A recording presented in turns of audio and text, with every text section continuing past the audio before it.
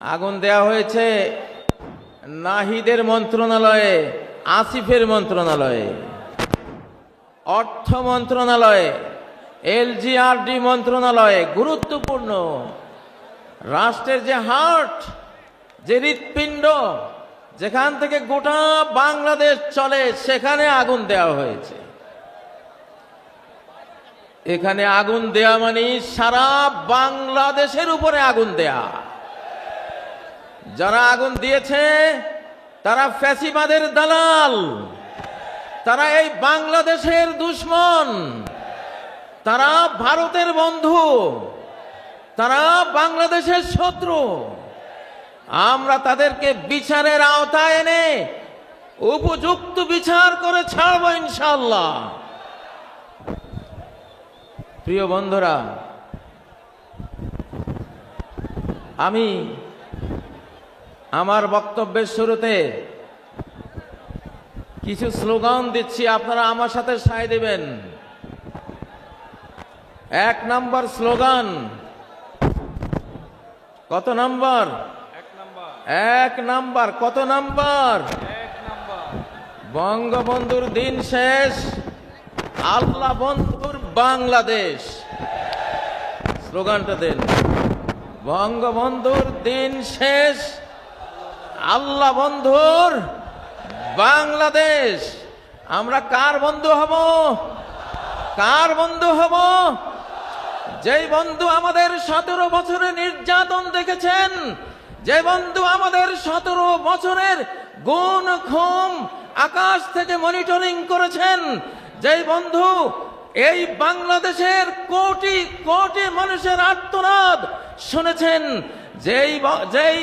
যেই বন্ধু আকাশ থেকে দেলাওয়ার হোসেন সাইদির মতো একটি যুগ স্রষ্টা মুফাসসিরে কোরআনের জেলের গোপন কুঠুরিতে গোপন হত্যাকাণ্ড যে আল্লাহ দেখেছেন, এই বাংলাদেশের এই জমিনে 1947 সালে কোরআনকে সংবিধান করার ঘোষণা দিয়েই এই মুসলিম মানচিত্র তৈরি করা হয়েছিল, ঠিক নয় কি?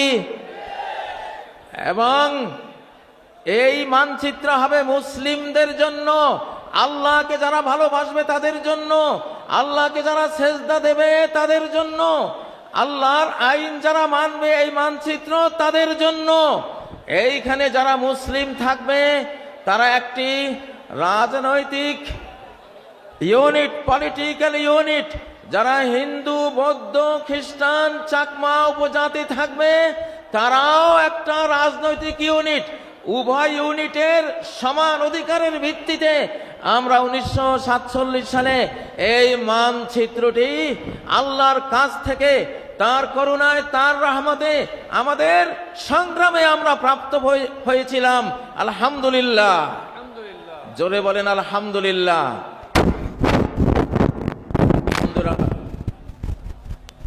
আমাদের এই ওয়াদা এখন পূরণের শেষ সুযোগ। কোরআন দিয়ে বাংলাদেশ শাসনের এখন সর্বশেষ সুযোগ। অতীতে যারা ভুল করেছে, বঙ্গবন্ধুরা ভুল করেছেন, কোরআন দিয়ে বাংলাদেশ শাসন করেননি। তার আগে আইয়ুব খান ভুল করেছিলেন, কোরআন দিয়ে কোরআনের জন্য নেয়া বাংলাদেশকে কোরআন থেকে বঞ্চিত করেছিলেন। তারপরে স্বাধীন বাংলাদেশ হয়েছে, একে একে সবাই ভুলটা করেছেন। তারা কেউই আল্লাহর সাথে করা ওয়াদা রক্ষা করেননি, এজন্য তাদেরও ভালো পরিণতি হয়নি, আর জনগণ আমাদেরও ভালো একটা পরিণতি আমরা সামনে এই পরিণতি চাই। আমরা কি আবার গুম হতে চাই? আবার আমরা মিথ্যা মামলায় জর্জরিত হতে চাই? আবার আমরা নির্যাতনে, নিষ্পেষণে দেশান্তরিত হতে চাই? যদি না চাই, না চাইলে তো হবে না ভাই। চাওয়ার পক্ষে কিছু কর্মসূচি নিতে হবে কিনা? সেই কর্মসূচিগুলি আজকে দিচ্ছি। প্রথম কর্মসূচির ঘোষণা হলো বঙ্গবন্ধুর দিন শেষ, আল্লাহ বন্ধুর বাংলাদেশ। আল্লাহ ছাড়া কোনো বন্ধু আছে? নাই। অনেক বন্ধু পৃথিবীতে জোটে, কিন্তু শেষ প্রান্তে গিয়ে জীবনের দেখা যায় কেউই নাই। কে আছে? কে আছে? আল্লাহ আছে। মাকে কত ভালোবাসি, মা কি কবরে যায়? খেলার সঙ্গীদেরকে কত ভালোবাসি, তারা কি কবরে যাবে? সমপাঠীদেরকে কত ভালোবাসি, তারাও কি কবরে যাবে? স্ত্রীকে ভালোবাসি, তারা স্ত্রীরা কি কবরে যায়? কেউই যায় না, নিদানকালে কেউ থাকে না। আমি আমার রচিত একটি কবিতা দিয়ে বিষয়টা বুঝাচ্ছি আপনাদেরকে, যে আল্লাহই একমাত্র বন্ধু। জেলখানায় সিদ্ধান্ত নিয়েছি বাংলাদেশকে আল্লাহর মজনুমদের দেশ বানাবো ইনশাআল্লাহ। আমরা কার মজনু হব? কার মজনু হব? উযকুরুল্লাহ হাত্তা ইউকানা মজনুন। আল্লাহকে এমন ভাবে স্মরণ রাখো, এমন ভাবে ডাকো যেন শ্রোতারা দেখে শুনে মনে করে যে তুমি একটা পাগল। এটা তো হাদিস, ঠিক না? মাতৃমায়ার আঁচল ছেড়ে গেলাম খেলার মাঠে, কদিন পরে সে মাঠ ছেড়ে গেলাম বিদ্যাপীঠে। বিদ্যালয়ের দিন ফুরালে জড়ো হলাম প্রাতে, নয়ন জলে বুক ভাসিয়ে গেলাম যে যার পথে। আবার এলো জীবন জুড়ে যৌবন রাঙ্গিনী, মনে হলো এবার পেলাম আসল সঙ্গিনী। কোলের শিশু আসলো যখন মায়ার সুতোয় গেথে, আগের মতো সেই প্রীতি আর রইল না তার সাথে। পুত্র কন্যা নাতি পুতি জড়িয়ে মায়ার জালে, একে একে আসলো গেল সবই আমার কোলে।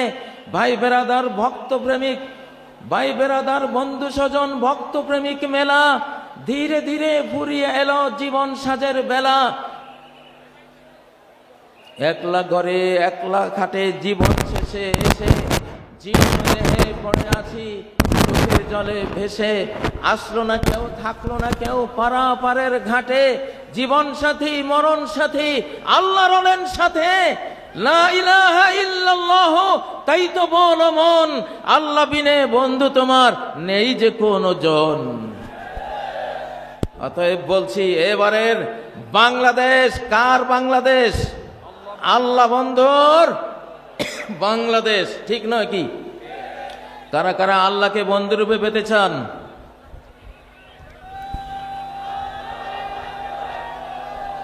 আল্লাহু আকবার, নারায়ে তাকবীর, আল্লাহু আকবার।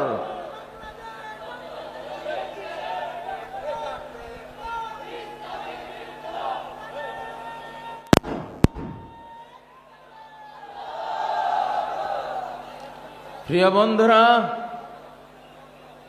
আল্লাহ যদি সাথে থাকেন তাহলে পার্শ্ববর্তী দেশ আমাদের বিরুদ্ধে হুঙ্কার দিচ্ছে, হুঙ্কারের কোনো পরোয়া আমরা করব না।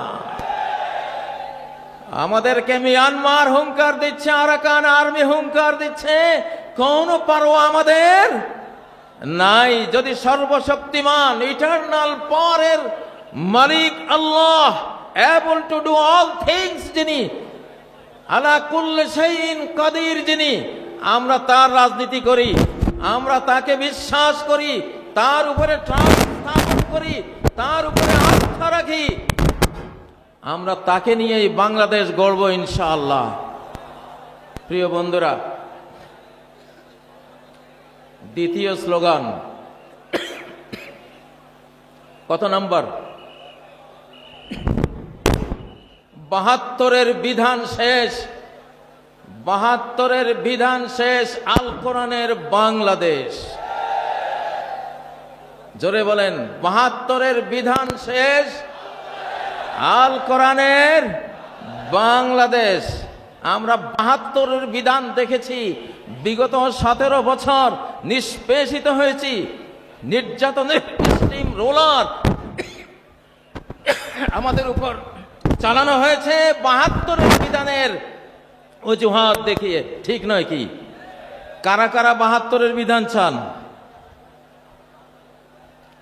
ভুলেও কেউ হাত তুলল না, মাশাআল্লাহ।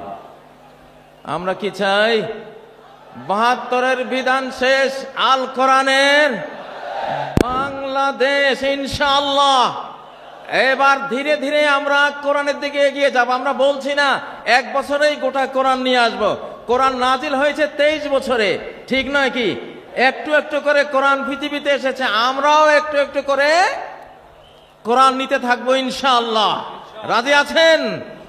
ডক্টর ইউনূস সাহেব, ওয়াকারুজ্জামান সাহেব, যারা রাজনীতি করছেন, সবার প্রতি এই মাহফিল থেকে আমরা দাবি দিলাম, আমাদের 7 জানুয়ারি যে সংবিধানের রিপোর্ট পেশ করা হবে, সেই রিপোর্ট কোরআনের সাথে মিলতে হবে একেবারে অক্ষরে অক্ষরে।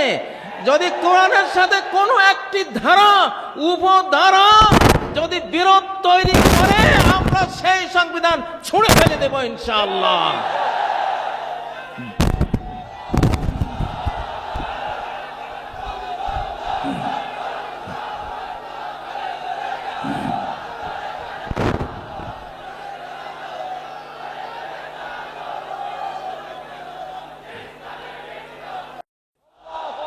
আল্লাহু আকবার। এখানে যারা ইসলামী দল করেন তারা তো আছেন, ধর্মপ্রাণ যারা আছেন তারা আছেন। আমি জিআর বিএনপির যারা আছেন তাদেরকে বলছি, আপনারা জিয়াকে ভুলে গেছেন, জিয়ার রাজনীতি অনেকেই ভুলে গেছেন। যদি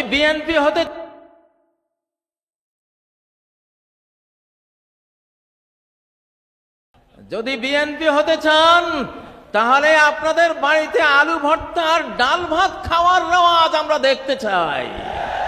যদি বিএনপি হতে চান, ছেঁড়া গেঞ্জি আপনাদের গায়ে আমরা দেখতে চাই। যদি বিএনপি হতে চান, তাহলে 7ই নভেম্বর জাতীয় সংহতি দিবস, জয় বাংলা স্রোতের, জয় বাংলার নাফাক স্লোগানে 71 থেকে 75 পর্যন্ত নারায়ে তাকবীর স্লোগান বন্ধ হয়ে গিয়েছিল। নারায়ে তাকবীর স্লোগান বাংলার আকাশে বাতাসে ধ্বনিত হতে পারেনি, কারণ জয় বাংলা হলো ভারতের স্লোগান।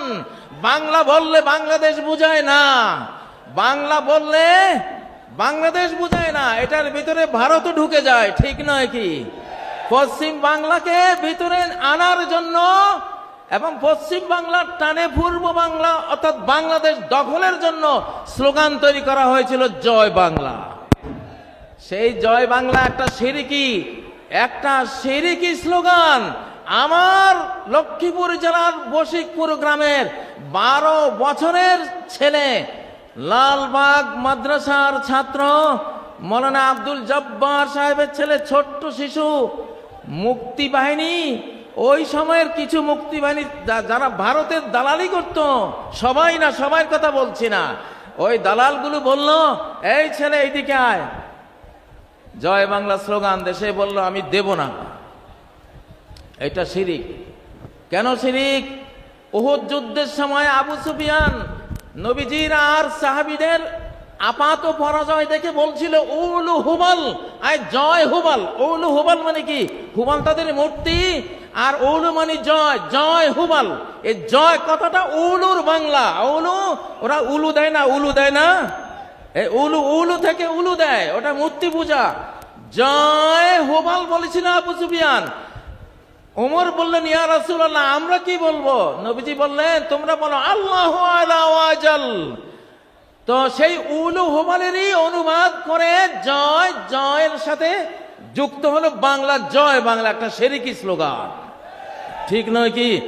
এই জন্যই আজকে ঘোষণা দিলাম, জয় বাংলার দিন শেষ, নারায়ে তাকবীরের বাংলাদেশ। আমি বিএনপিকে বলতে চাই, আপনাদের জিয়া আপনারা জানেন না অনেকেই, আপনাদের জিয়া 7ই নভেম্বর এই স্লোগান 71-এর পরে নতুন করে এই বাংলাদেশকে উপহার দিয়েছিল।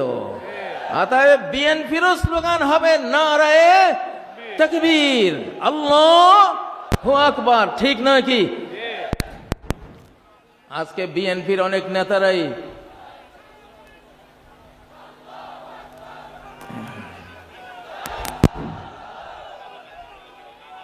তাকবীর, আল্লাহর রহমত নাজিল হবে, দেন তাকবীর, বেঈমান পরাস্ত হয়ে যাক।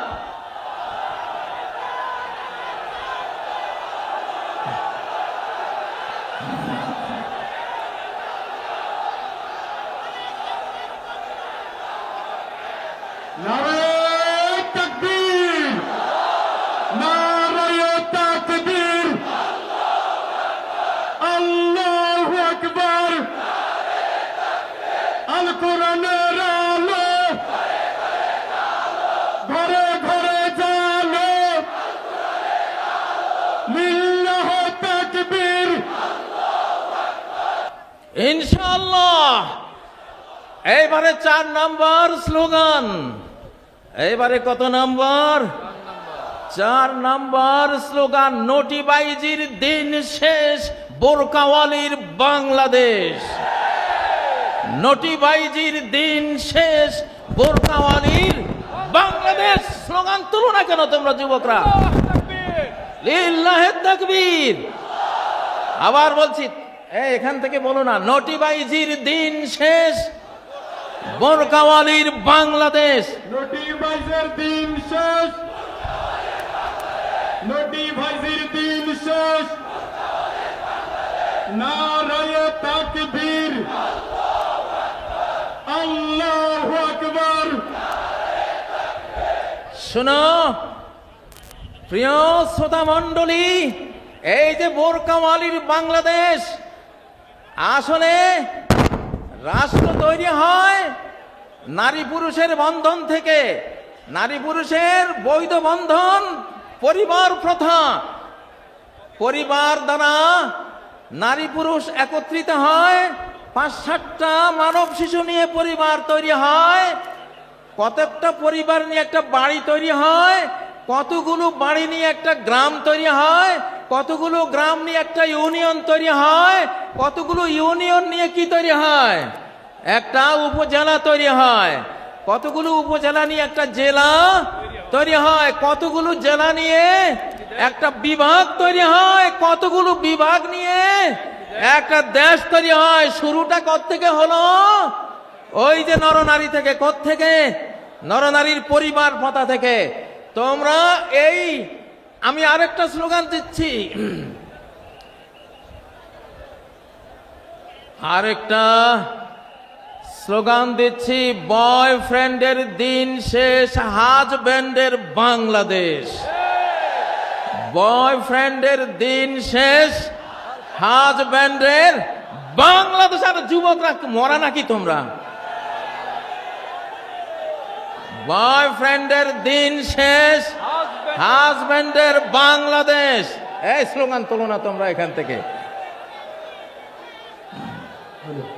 বয়ফ্রেন্ডের দিন শেষ, বাংলাদেশ। বয়ফ্রেন্ডের দিন শেষ, বয়ফ্রেন্ডের দিন শেষ, নারায়ে তাকবীর, আল্লাহু আকবার।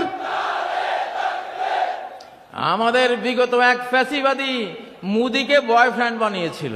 আস্তাগফিরুল্লাহ।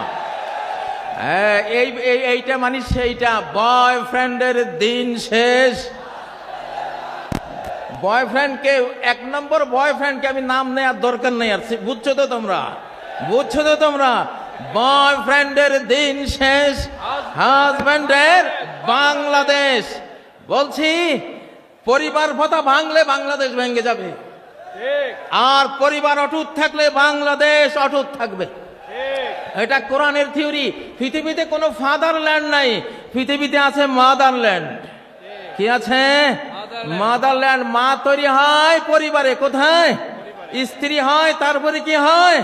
মা হয়। তাহলে মাদারল্যান্ড মানে হলো স্বামী স্ত্রীর ল্যান্ড। কিসের ল্যান্ড? অর্থাৎ এটা আধ্যাত্মিক সূত্র দিলাম তোমাদেরকে, খবরদার কেউ অবৈধ কোনো বয়ফ্রেন্ড গার্লফ্রেন্ড কালচারে যাবে না, তাহলে বাংলাদেশ টিকবে না, টিকবে না, টিকবে না বললাম। নিজের দেশ নিজেরা ধ্বংস করো না। তোমরা হাজবেন্ড হও। হাজবুন এটা আরবি শব্দ। হাজবুন মানে হলো আবৃত রাখা, পর্দাবৃতা রাখা, ডেকে রাখা, সুরক্ষিত রাখা। অনেক হাজার হাজার ইংরেজি শব্দ আরবি থেকে এসেছে, যেমন উড। উড মানে কি? কাঠ। এটা উদন আরবি শব্দ। আর্থ মানে পৃথিবী, আর্দন পৃথিবী, ওই ওখান থেকে আসছে আর্থ। অল, আলহামদু, অল হামদ, আল থেকে অল। তো হাজব্যান্ড এটা হাজাব আরবি শব্দ, মানে হিজাব করা। কি করা? হিজাব করা। নারীদের ঢাকা মানে রাষ্ট্রকে ঢাকা। নারীদেরকে নিরাপত্তা দেয়া মানে রাষ্ট্রকে নিরাপত্তা দেয়া। মাকে সেফ রাখা মানে রাষ্ট্রকে সেফ রাখা। মাকে সেফ রাখতে হলে আমাদের লাগবে পরিবার। কি লাগবে? কি লাগবে? পরিবার। আল্লাহকে সাক্ষী রেখে খতিব সাহেবকে ডেকে এনে মেয়ের পিতা ছেলের পিতা অ্যারেঞ্জড ম্যারেজের মাধ্যমে আমরা পরিবার গড়ব আর বাংলাদেশকে রক্ষা করব। এই জন্য আবার দিচ্ছি, বয়ফ্রেন্ডের দিন শেষ, হাজব্যান্ডের বাংলাদেশ। আরেকটা স্লোগানের সাথে, দাস দাসীর দিন শেষ, স্বাধীন চেতার বাংলাদেশ। দাস দাসীর দিন শেষ, স্বাধীন চেতার বাংলাদেশ। নত জানুর দিন শেষ, বীর বিদ্রোহীর বাংলাদেশ। আমাদের আগের সরকারগুলি ছিল খালি জি হুজুর জি হুজুর, ভারত থেকে কেউ আসলে জি হুজুর করছে, ঠিক না? আমরা কি এখনো চাই আমাদের সরকারের কেউ এই ভারতের সামনে জি হুজুর করুক? চান? বরং ভারতের কেউ আসলে নজরুলের অগ্নিবীণা পড়া দরকার, নজরুলের বিষের বাঁশি পড়া দরকার, নজরুলের কি চির বিদ্রোহী সেই কবিতা পড়া দরকার, ঠিক না? মহাবিদ্রোহীর অনুক্লান্ত আমি সেই দিন হব শান্ত, এই কবিতা পড়া দরকার। আমরা এখন এই জন্য স্লোগান দিলাম, নত জানুর দিন শেষ, বীর বিদ্রোহীর বাংলাদেশ। প্রিয় বন্ধুরা, আমরা যেই দেশটি পেয়েছি, আপনি দেশে বিয়েকে সহজ করে দিতে হবে। দেশে বিয়েকে সহজ করে দিতে হবে, খুব সুন্দর। আমরা এই সময়ে বিবাহকে সহজ করে দিতে চাই ইনশাআল্লাহ।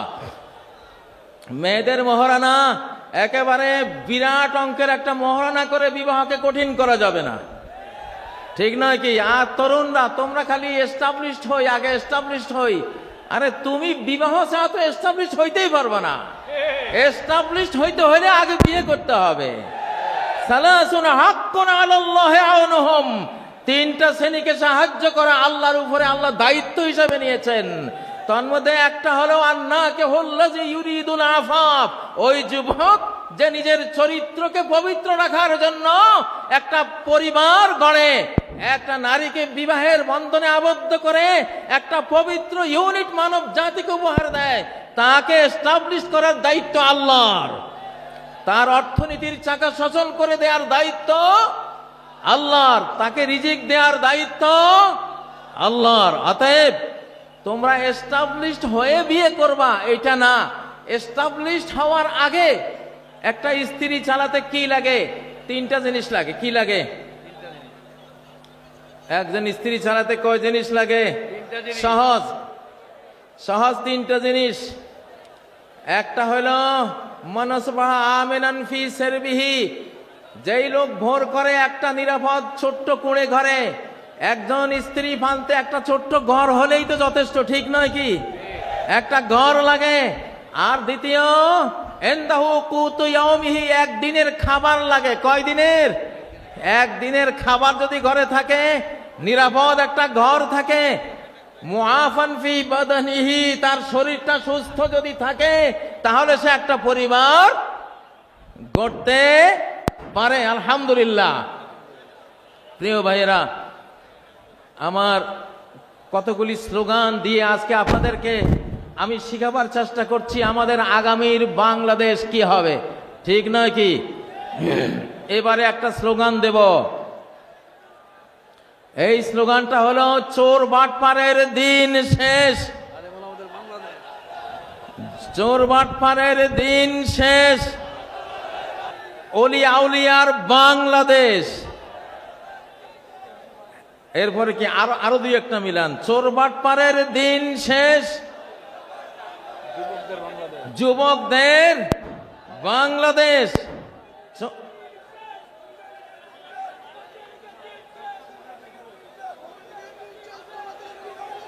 হ্যাঁ, ঠিক আছে ইনশাআল্লাহ।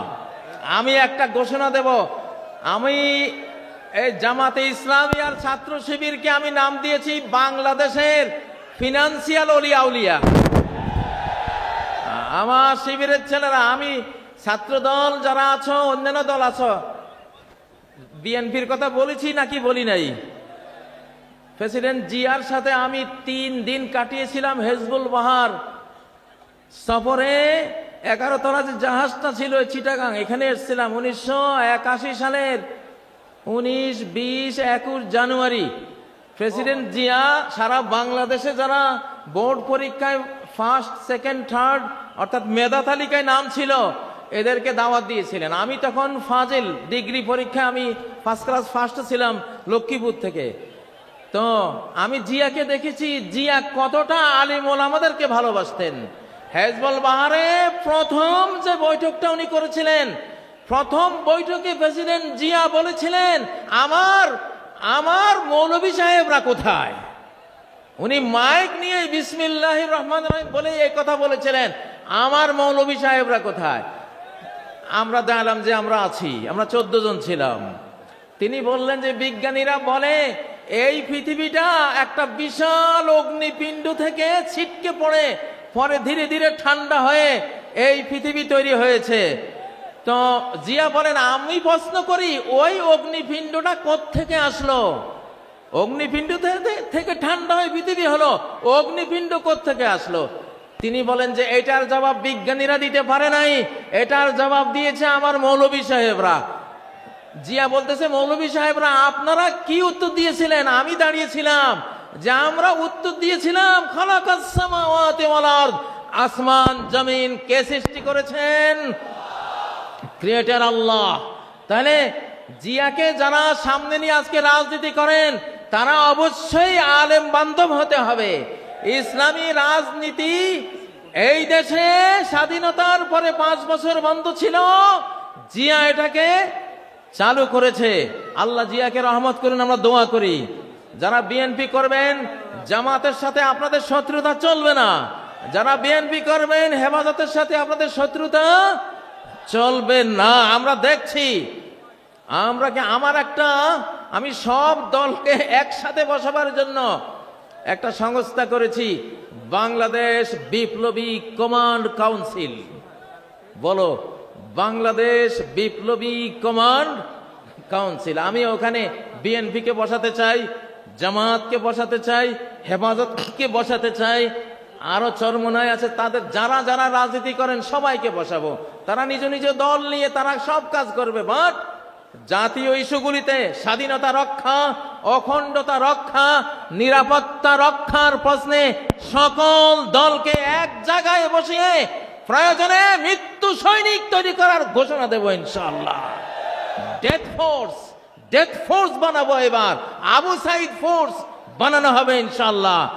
নারায়ে তাকবীর। আজকের এই জনসমুদ্রকে বলছি ইনশাআল্লাহ আগামী বাংলাদেশ বিশ্বের 1 নম্বর একটা দেশ আমরা বানাতে চাই। সেই জন্য আমাদের 2টা বিপ্লব লাগবে। কয়টা? একটা হলো ফুড রেভলিউশন, খাদ্য বিপ্লব। একটা কি? খাদ্য বিপ্লব। আর আরেকটা কি? নিরাপত্তা বিপ্লব, সেফটি রেভলিউশন। আল্লাহ তাআলা বিশ্ব রাজনীতি সূরা কুরাইশের একটা আয়াতে শেষ করে দিয়েছেন। একটা আয়াত, আল্লাযী আত'আমাহুম মিন জু' ওয়া আমানাহুম মিন খাউফ, যে আল্লাহ ক্ষুধার সময় খাদ্য যোগান আর ভয়ের সময় নিরাপত্তা যোগান।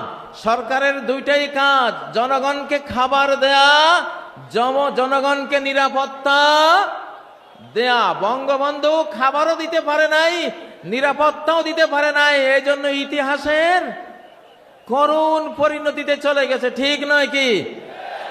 আর যেই সরকার 17 বছর নির্যাতন করেছে তারা কিছুটা খাবার দিতে পেরেছিল, কিন্তু নিরাপত্তা মোটেও দিতে পারে নাই, এই জন্য তারাও বিদায় হয়েছে। আমরা এই সরকারের কাছে আমাদের দাবি, আজকে যে আমাদের পঞ্চমুখ হয়েছে, মুখ খুলে আমরা হৃদয় উজাড় করে দিয়ে কথা বলতে পারছি, স্লোগান তুলতে পারছি, আমরা মাহফিল করতে পারছি, আমরা ঘরে ঘরে নিরাপদে ঘুমাতে পারছি, আমরা আমাদের স্ত্রী বউ বেটে নিয়ে নিরাপদে ঘুরতে পারছি, আমরা এই দেশে ব্যবসা বাণিজ্য, বিদ্যালয়, আমাদের যত যত সামাজিক কাজকর্ম আছে সব নিরাপদে করতে পারছি।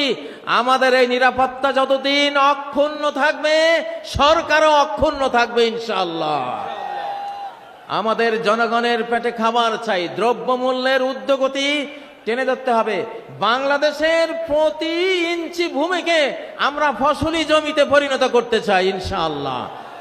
আল্লাযী আত'আমাহুম মিন জু, যে আল্লাহ ক্ষুধার সময় খাবার জুগিয়েছেন, সে আল্লাহর ইবাদত করি, ঠিক না?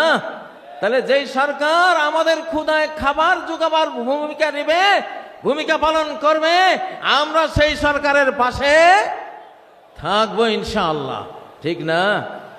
ও ভাইয়েরা, যে সরকার নিরাপত্তার কাজ করবে আমরা তাদের সাথে থাকব।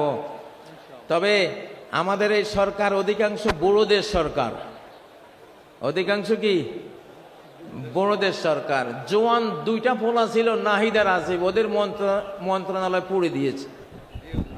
এটা একটা ষড়যন্ত্র, কোনো সন্দেহ নাই।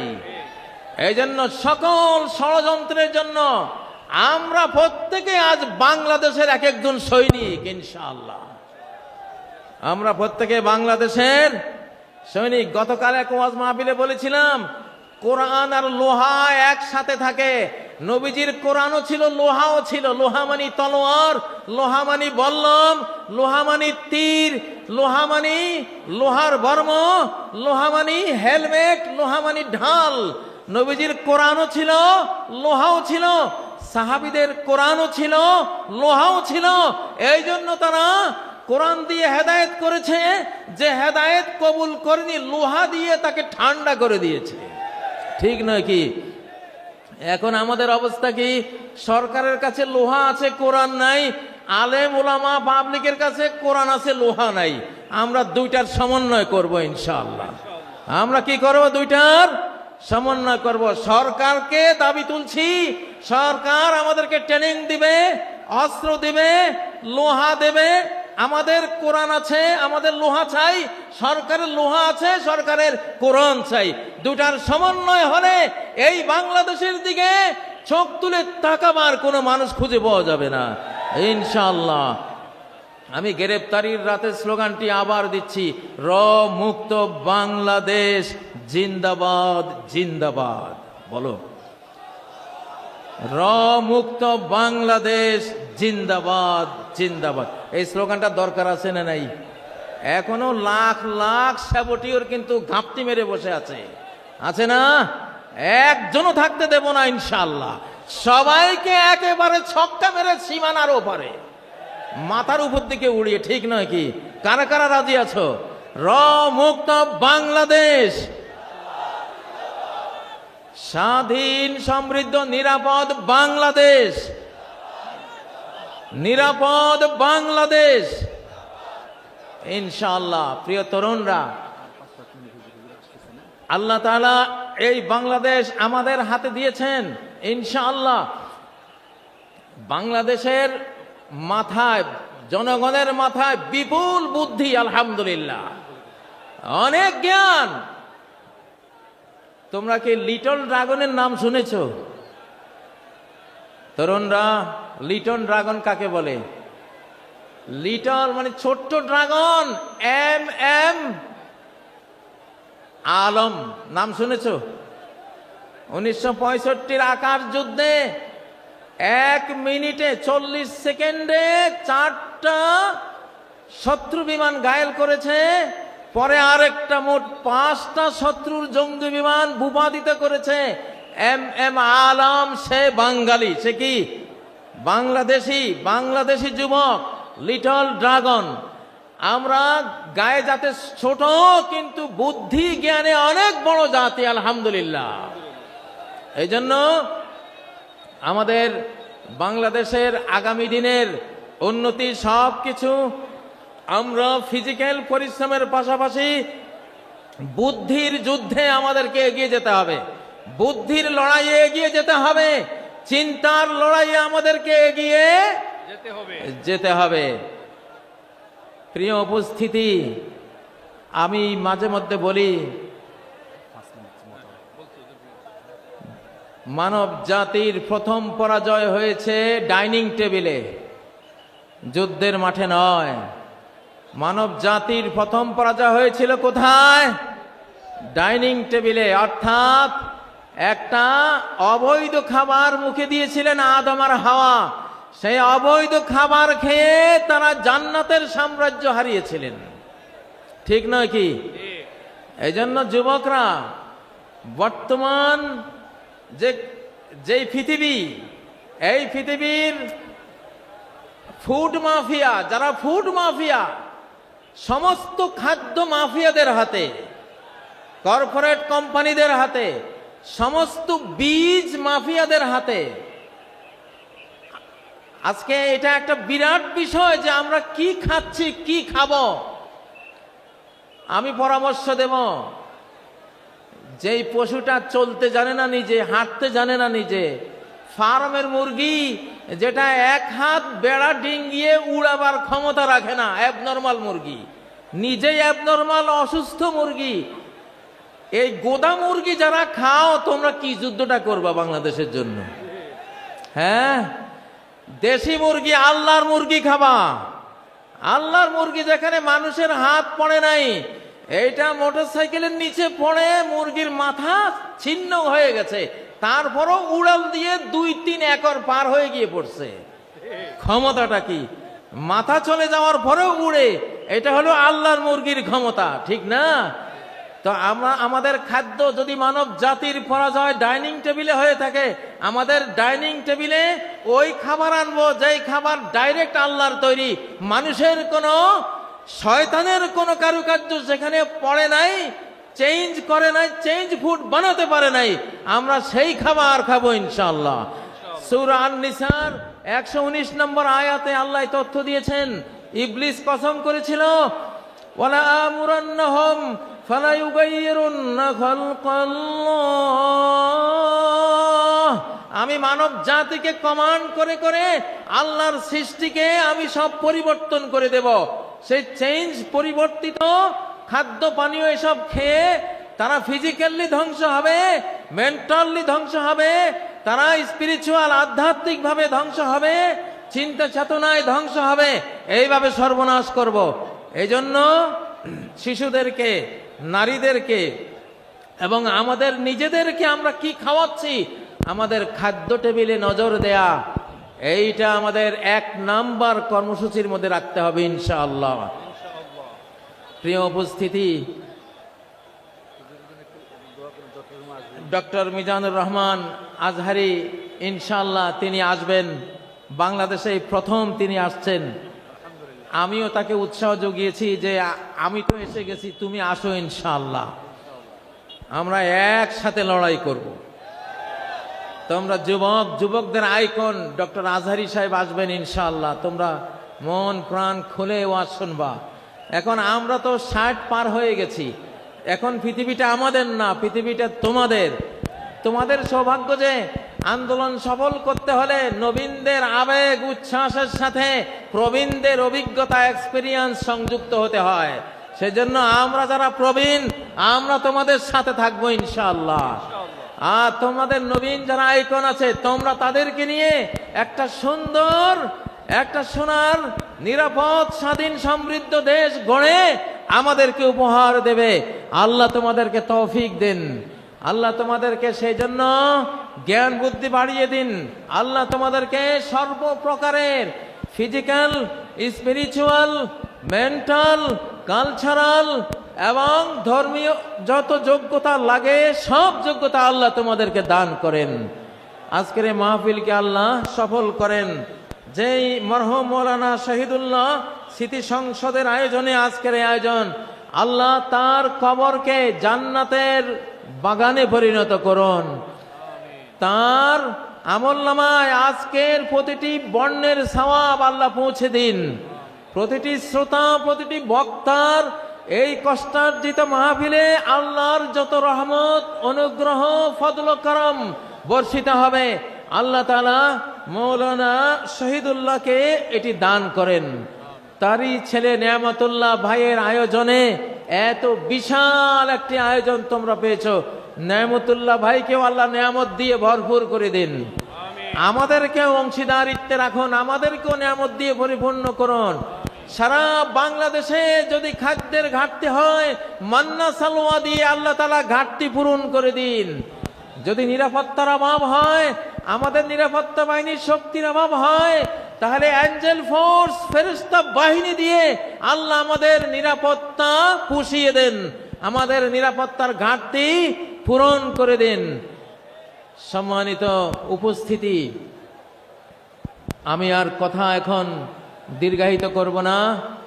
আল্লাহ তাআলার প্রশংসা করে আপনাদের কাছ থেকে বিদায় নিচ্ছি। জসিমউদ্দিন রহমানী সাহেব আসছেন, তিনি পরবর্তীতে আপনাদের সামনে কথা বলবেন।